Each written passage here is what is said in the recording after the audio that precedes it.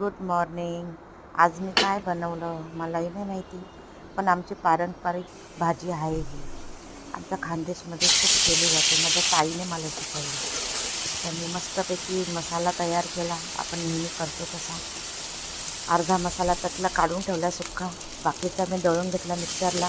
त्यात मिरची पावडर, हळद, मीठ, धने पावडर, गरम मसाला टाकून छान शिजवून घेतला. मसाल्याला पाणी टाकलं, पाण्याला उकळी दिली आणि उरलेला जो सुक्का मसाला होता त्यात मी थोडं कोथिंबीर टाकली, मीठ टाकलं आणि छान असं एकजीव केलं.